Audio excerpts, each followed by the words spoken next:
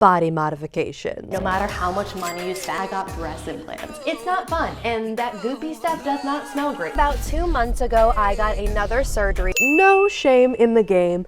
I have altered my body in multiple ways, from tattoos and piercings to intensive drug treatments and surgeries. So if you appreciate people being vulnerable on the internet, then please hit that like and subscribe button down below. I post a new video every single Wednesday. And if you didn't know, my name is Tori. I am 26. No, I'm 25. I'm not 26 yet, and I live in LA, and I started my body modifications when I was in middle school. If you count hair dye, which I don't know if people count that because if it grows out, it's not like it's staying there, so I'm not sure how much you're really modifying things, but if you count it, I started dyeing my hair in middle school. I started out with, I believe, black, and then I made my way to bleach blonde. I'm talking about the yellowy, whitey color, like the not done in the salon, which props to my mom for doing all this work for me, but it still was not always a good look. I also had my hair with like blue tips. I had my hair red. I had my hair, can't remember all of the colors that I did, but I definitely did a variety of colors. But if you do not count hair dye as one of the options, like now my hair is red. I'm naturally a brunette, so definitely still not my natural color to this day. But if you do not count hair dye, the first ones were still in middle school because I count my piercings as body modifications. When I was younger, I believe I got my bottom lobes done, but I can't remember like what age.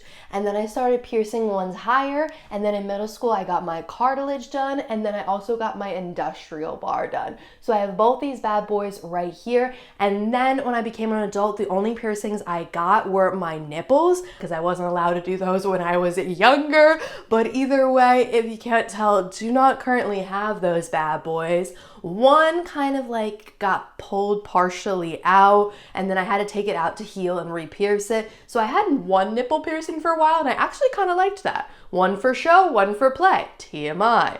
But either way, I had to take out the other one when I got my implants done, which we will talk about. And then I decided not to re-pierce them because there's something that no one tells you about when it comes to nipple piercings. They never heal fully, especially for women. Like, lovely.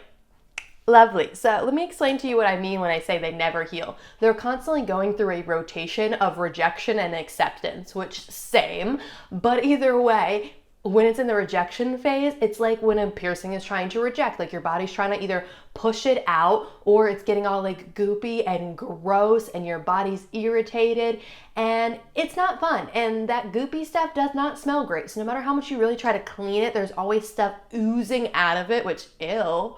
But it looks so cute sticking out of shirts that I love the piercing, but honestly, it's not worth the maintenance and it's not worth the upkeep of continuously having to do this and explain to people that like you're intimate with, like, oh, it's just the nipple piercing rejecting itself again. So I decided not to re-pierce it.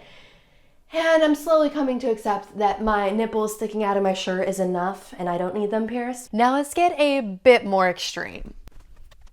I went through a powerful drug treatment because my skin used to look like this. And I'm not saying it's perfect now in any way, shape, or form, but it's a lot better than it used to be because I went through a drug treatment that took 6 months to do. I can't remember if I did Accutane or the off brand of it, but either way, that drug treatment, and I chose to do it because my dermatologist let me know it's the only real permanent solution to acne. It's the only thing that really changes how your body produces like oils, I think, and something else. I don't know the full science. I'm not a doctor. But either way, it makes it so hopefully you won't be producing the acne that you were before, whereas all the other things are lifetime things that you're gonna have to be taking orally or creams. And I tried a bunch of them, and they're a great solution for some people. I tried plenty over-the-counter stuff, prescription stuff, and everything did not make my acne better. I had not the greatest side effects, and some of them you can't even be like out in the sun at all.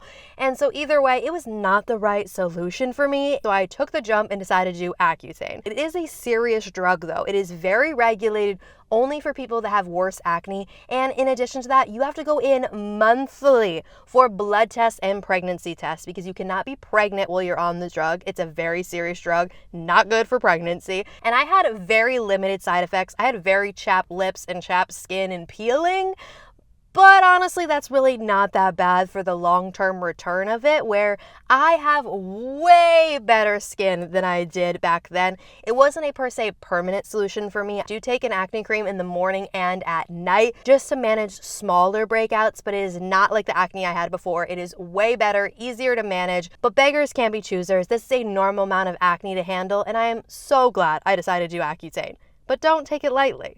Now, I feel like all those body modifications are not ones people normally think of. I think people usually think of surgery. And I've also had exactly 2 of those. And one of them I feel like is the one that everybody thinks of when they think of a woman and modifying their body.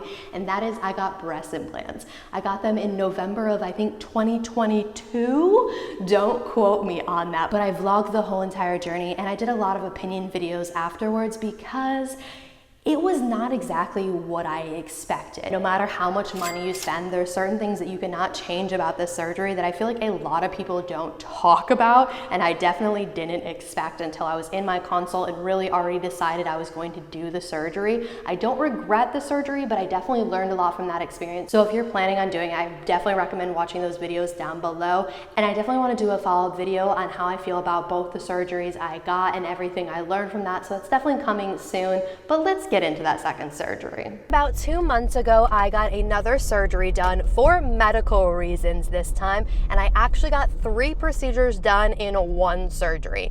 I got a labiaplasty on the left side, the right side, and a clitoral hood reduction. And technically, all 3 of those are different procedures.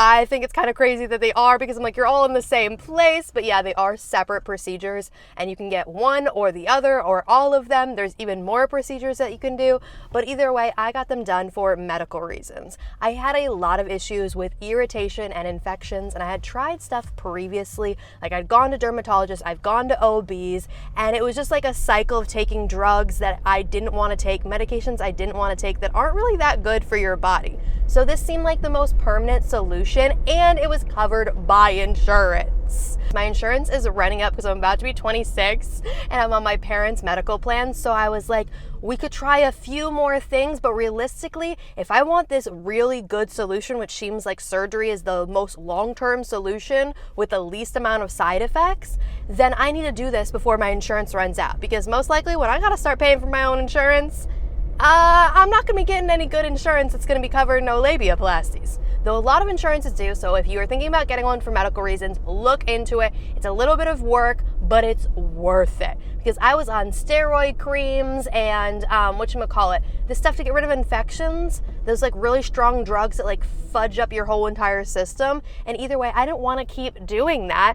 And so hopefully surgery will be the solution. I don't know, as of now, things are looking good, but it's not to say that I might not have the same issues later on down the road. But for now, hopefully surgery will be the solution. But I almost forgot to tell you guys about my last body modification. So here's me coming in, editing future Tori, to tell you that I've also gotten tattoos.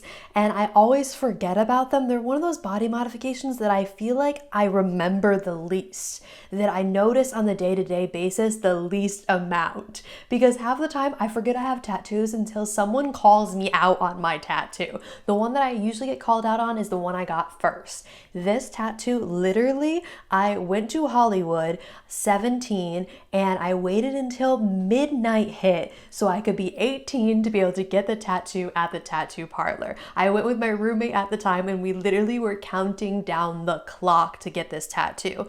Don't recommend that though, because that tattoo faded so quickly and had to be retouched within such a short period of time, but it was a fun experience. And what tattoo that is actually the one on my ankle, because I feel like obviously that's out in the world for people to see. It means a love in Chinese or Japanese, I can't remember, but it's also the less formal way of writing it. Feel free to correct me on it if I am wrong, but I've been told by some people that it's correct and some people that it's wrong.